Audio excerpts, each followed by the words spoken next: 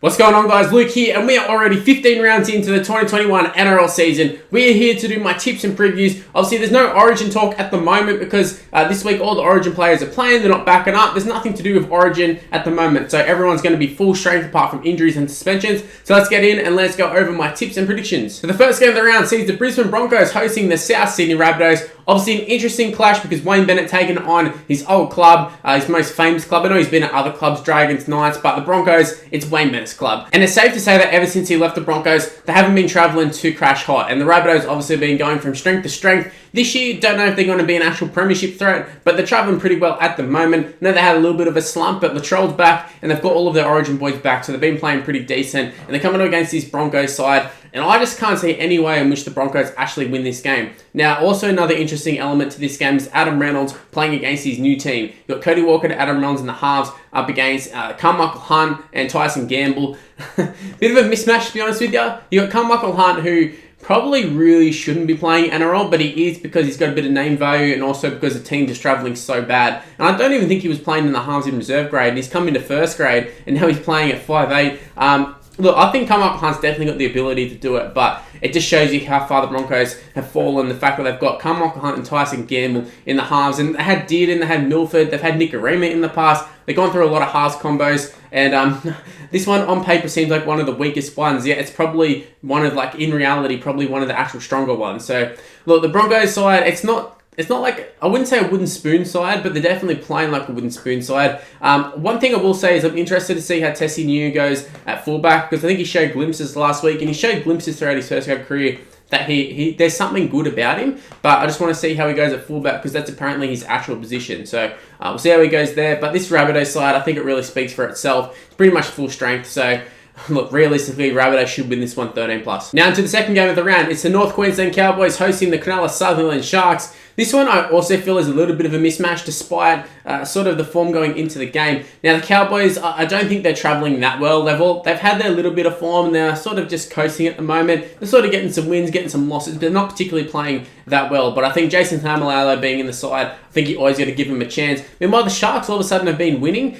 In saying that though, they've been playing some fairly weak sides and they haven't been winning convincingly. Like last week, Sean Johnson lifted them to a win against Penrith, but it sounds good on paper until you actually see the Penrith line up, and then you go, okay, yeah, they probably should have put a beat down on them. Instead, a 1-point victory, and it took literally a last-second field goal. So, yeah, Sharks, they definitely have potential. They've got a lot of decent players in their squad, but just in terms of them matching up against the Cowboys in Townsville, I can see the Cowboys putting a bit of a beat down on them. Look, Drinkwater and Dearden, we'll see how they go because their halves combination is still forming. You've got Valentine Holmes at fullback still. Look, it's like a decent little spine there for the Cowboys, adding Tamalalo, adding Kyle Fell, adding a couple guys like that, and you've actually got a pretty formidable squad. It's just a matter of whether they can put it all together, and I think they will this game. I think they'll get the job done against the Sharks. However, the Sharks are so unpredictable. They've got a lot of good players themselves. Like I said, Sean Johnson, Matt Moylan's still there. Will Kennedy's been really good. Aaron Woods' experienced. The Chorus found his form again. So even the Sharks on paper actually look like they've got a pretty good squad. So I was sort of just talking myself into tipping the Sharks, but I'm going to stay solid. I'm going to go with the Cowboys. I'm going to go 1-12. I think it'll be a tight one, but I think the Cowboys will win this one. Now to the second game of Friday night. This is a real juicy one. This is the Penrith Panthers taking on the Sydney Roosters. Now this is one that I probably would have tipped as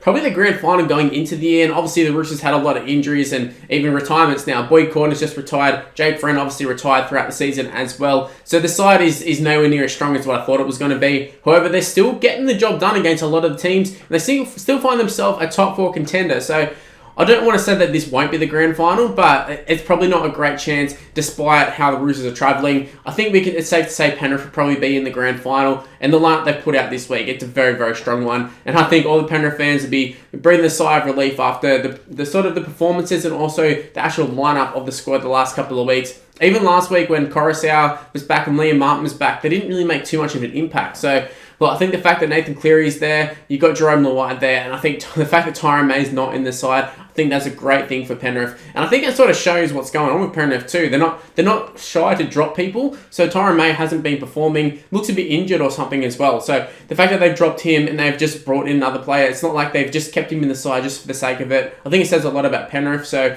credit to Penrith, credit to Ivan Cleary. This Roosters side though, it's a decent side, but I don't think they can match it with Penrith. I think maybe purely from a rivalry sort of standpoint, and the fact that they're supposed to be like two top teams. I think the Roosters will match it with them. I think your Tedesco's, even like Sam Walker, I think they have that competitiveness in them, and they'll be able to lift, and I think they'll actually compete with Penrith for a little while, but I think Penrith will run away with it in the end. I do think it'll be 1-12. I think it'll be a tight clash, but I see Penrith winning this one. Now moving on to Super Saturday, it's the Newcastle Knights taking on the New Zealand Warriors. Now, I've got to say, last week I talked about Jake Clifford. I said I didn't think he was that good, but after watching him last week, I thought his kicking game was pretty strong, and I think that's something that the Knights have been lacking. Also, adding that David Klemmer is back, and more importantly, Mitchell Pearce is back, and this is a huge inclusion for the Knights, not only for this week, but just for the rest of their season. I think this could really spur them on to make the top 8, because I think we've all looked at the Knights throughout the year, and we've said, yes, they're a team that should be making the top 8. What's going wrong? Well, they didn't have their star halfback, and I think a lot of clubs would really, really struggle.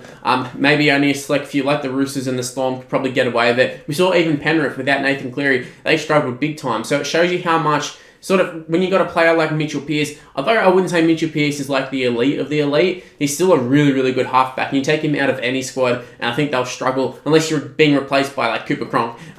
So yeah, for the Roosters it worked out okay. For the Knights, not so much. They've gone from having like Kurt Mann and Phoenix Crosland and a whole bunch of other guys, just makeshift guys in the halves. So then going from that to Mitchell Pearson as your halfback and then Jake Clifford as your 5'8", I think that's a very formidable 5'8". Even Clifford's got a fair bit of first grade experience at this point. Adding Kalen Ponga is back as well, and yeah, I think the Warriors are definitely in trouble here. I know Reece Walsh is back for them. They still got Roger Tuivasa-Sheck, Fanua Blake. They got like all their big guns there, but at the same time, I think you just compare the two sides. Knights should win this one. It's a home game for them as well. I know things haven't exactly gone to plan for the Knights. Even at the start of the year, the Warriors got the best of the Knights with a pretty full-strength side. I think they'll also keep that in the back of the mind too, the Knights. So I can see the Knights coming out real fired up, and actually, I can see them putting a hide on the Warriors, to be honest. I'm going to go Knights 13+. Now to the second game of Super Saturday. It's the St. George Illawarra Dragons taking on the Canberra Raiders. This one is a sort of traditional rivalry. I don't know if say traditional rivalry, but has been a big rivalry game, probably for the last 15, 20 years. Obviously, there was that hoodoo where I think it was the Dragons couldn't win in Canberra. Obviously, this isn't in Canberra, but it's still a big game for both of the clubs.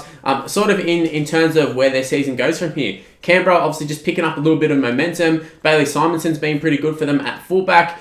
Look, the halves are starting to gel. You got Sam Williams, Jack Whiten. Although Sam Williams has been around the club a lot, he's never really been the first choice halfback. So him coming back into being the first choice halfback, I think it's going to take a little bit of time, and maybe there's enough time being. Josh Hodgson seems to be getting some form back. Just the team in general seems to be getting a little bit of form back, and as Ricky Stewart said, it's sort of finding their mojo. So I think that's what the Raiders needed to do, and that's what they are doing. Meanwhile, the Dragons are like the complete opposite end of the spectrum there.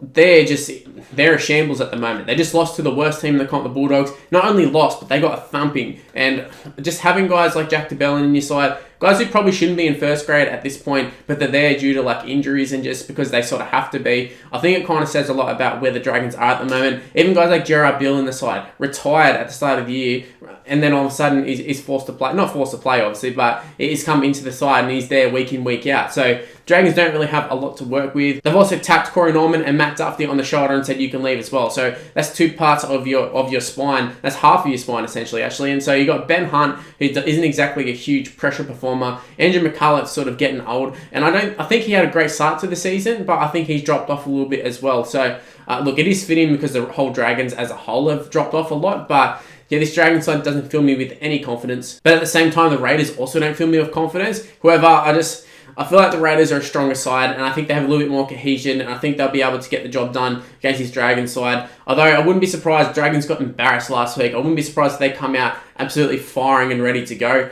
Because like I said, they did really get embarrassed last week. Like I said, they didn't just lose to the Bulldogs. They got flogged by the Bulldogs. And I think that really says a lot about the Dragons at the moment. And Raiders obviously got the win last week. So your smart money is on the Raiders, and that's where I'm going to go. I don't think it's going to be a big flogging by any means. I think it'll be 1-12. I think it will be kind of tight, but I think the Raiders will get away with this one. Now we move on to the last game of Super Saturday. It's the Melbourne Storm taking on the West Tigers. Now on paper, this one for me, it should be a bloodbath. Melbourne Storm should absolutely come out and wipe the floor with the Tigers. But the Tigers are sort of the side that when they take on teams like the Storm, like the Rabbitohs, Penrith, all those sort of sides, they come out and they actually play pretty decent. It's when they come up against the bottom teams that they actually struggle. But look, this Tigers side, I think they've actually found a little bit of form, sort of found a little bit of rhythm. Obviously, Kemba Marlowe's been a good signing for them, in my opinion. I think at the Warriors, just not really with it, and being away from his family and just the whole circumstance at the Warriors probably hasn't been a great environment for some of the players. I think Kemba Marlowe's probably one of them, because he was the New Zealand winger. He was definitely one of the best wingers in the comp, and all of a sudden he just dropped down a lot. I know we can say injuries and just even the game speeding up has played a part in it, but something's wrong with his form. So going to the Tigers, I think we'll see him recapture at least some of the form that he had at the Warriors, and I think that would be a big addition. And I think the Tigers have really struggled to find a winger. Obviously, Nofaluma's there. He's very, very good when he's good. When he's not, he's pretty terrible. But Nofaluma on his day, one of the best wingers in the comp, but they haven't been able to find someone who can consistently partner him on the wing. They've been shifting like James Roberts there, that Talau's been there. They've shifted a lot of people there, and I think they've kind of settled on a bit of a squad here. Adam Dewey in the centre, he's got Moses Mbite back,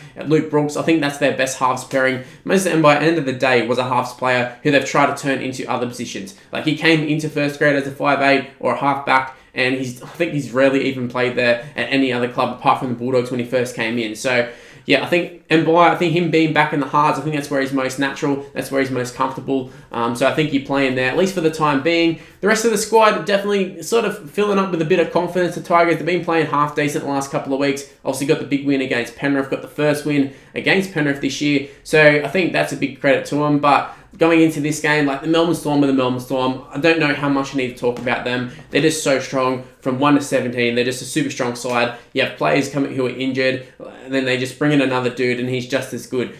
Pappenhausen's been out for quite some time now. Nico Hines has come in. He's already signed a huge contract with the Sharks. That's how good he's been. You got Brandon Smith, who's holding Harry Grant out of the starting side. Look, this is just a fantastic side, and I think they're definitely a top 2 team in the NRL at the moment. I think as good as Tigers are this week, I don't think they'll be beating the Melbourne Storm, and I'm going to say Melbourne Storm's going to beat them pretty convincingly. I think it's going to be 13+. Now moving on to Sunday afternoon football, it's the Parramatta Eels taking on my mighty Canterbury-Bankstown Bulldogs. Last week I said it ironically. This week I guess it's kind of true. An absolute destruction of the Dragons for the Bulldogs. Already did a video talking about that. Just go back and check it out. I thought it was a pretty good one. Sort of just covered the game, covered the Dragons, but mostly just covered the Bulldogs and their brilliance last week. I say brilliance, like it was a pretty good performance. There were some moments of brilliance for sure, but at the same time Dragons were pretty bad. So I wouldn't look into it too much. I think this is a bit of an anomaly of the year rather than how the Bulldogs are going to be going forward. I do think the Bulldogs are definitely playing a lot better the last couple of weeks, and I think Nick Meaney at fullback is definitely a better option than Watene Zelezniak. I think he just offers a little bit more. And obviously, DWZ, he's super good with the ball in terms of just running hard, but you need more than that from your fullback. You need to have some sort of ball-playing threat, even just try-scoring threat. Watene Zelezniak was decent under some, kicks and that sort of stuff, but I never really get the sense that he's actually going to go through and score. Where Nick Meaney, we saw him get the nice little offload away. Avarillo went through. Just some combinations as well that they've been forming in previous years throughout New South Wales Cup and under-20s and stuff. They've sort of been able to take advantage of that. Brandon Wakeham looks a lot more comfortable in first grade as well, and Jerry Marshall-King was huge last week. So I think the spine is just a little bit more steady going forward. So I think that's definitely going to help. However, what's not going to help is taking on the Parramatta Eels. They're in pretty good form. I think there's no other way to say it than they're absolutely flying at the moment. They're not even bringing in Blake Ferguson. They brought in this dude. What's his name? Sean Russell. I've never heard of him in my life. And Blake Ferguson seemed to just be like, oh yeah, we just chuck in Fergo if your winger's out, if Sivo's out. No, they've gone with Sean Russell. Who the hell is he? Don't care. He's probably going to come in. He's probably going to kill it. And he must be pretty good if he's keeping Blake Ferguson out of the side. So despite me not knowing him, I know the rest of the players in this side. And I know they're bloody fantastic. And I think the Bulldogs will have a very, very tough ask sort of holding out the Eels. I think they've got a lot of firepower and attack.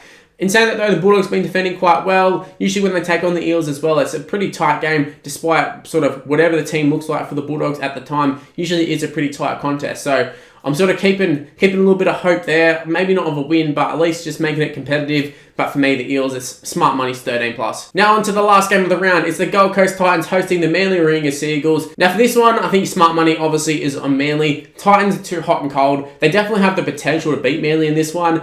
We've seen them compete with some of the better sides. We've also seen them lose to some of the worst sides. So they're hard to get a read on the Titans. And like I said, I really don't know what to expect from them here. They haven't really been playing too well. Obviously the big comeback last week and the fact that they still lost Does that count as like a good performance? I don't know, because they were in such a bad spot, and then all of a sudden they had the big comeback, and like I said, they didn't end up getting the job done, but they were in the contest. So is this going to be the week that they actually play good and get the win? Who knows? But we know Manly are going to be firing. Tom Trbojevic is back for them, and they put 50 on the team last week. They're going to come out this week, and I can see them absolutely smashing the Titans. Now, obviously, the Broncos have been absolutely terrible in 2021, but so have the Titans at times. So be interesting to see how they go. I think the Titans definitely have more potential than, say, the Broncos of actually beating Manly. But just the fact that Manly put 50 on the Broncos and Tom Trbojevic didn't even play, the whole point of this season has been, well, Manly are pretty good, but only with Tom Trbojevic. Because even at the start of the season, when Tom Trbojevic wasn't playing, they dead set looked like a wooden spoon side. All of a sudden, you go forward another sort of 10, 12 weeks, and Tom Trbojevic doesn't play, and Ruben Garrett comes out and plays like a superstar, probably fullback of the week. All the rest of the players stand up. It was crazy to watch. I couldn't believe what I was seeing. And like I said, I know it's against the Broncos, and I know just don't expect too much from the Broncos, but it's hard to not get excited about Manly at this point. They're absolutely flying. But like I said, if there's any team who could knock them off, I think it could be the Titans. But I don't think it's going to happen. I think Manly are going to win this one. I think they'll win it well. But I wouldn't be totally shocked if the Titans came out and won this one. In saying that though, I'm going to be going Manly. I'm going to go Manly 13+. Anyways, that's my tips for round 15. Leave in the comment section below. What are your tips? What are your predictions? Do you think my tips are pretty good? Do you think they're pretty shit? Let me know in the comment section below. Also, where you're at, make sure you go ahead and leave a like on this video if you enjoyed the video. Subscribe to the channel if you're new around here. And more importantly, turn on the notification bell. It's definitely important in terms of you actually seeing these videos. Some boxes are a bit dodgy, so don't rely on them. Use the notification bell and never miss any of my videos. Also, give me a follow on social media. It's on the screen right now. It's Mr. Luke on YT for the most part. It's Mr. Luke just for Facebook, but for everything else, it's Mr. Luke on YT. So go ahead, give me a follow, give me a like, add me, do all that sort of stuff. And that's where I'm going to end this video. Round 15 is looking like a really, really good round. Hopefully my Bulldogs can get 2 in a row. Most likely not, but hey, maybe Penrith are going to lose 3 in a row. I don't know. Maybe this is going to be a round of streak. So we'll see how that goes. But stay tuned for more content on the channel. Got plenty of stuff to upload. So yeah, definitely stay tuned on the channel. But that's where I'm ending this one. Thanks for watching, and I'll see you in the next one. See yous.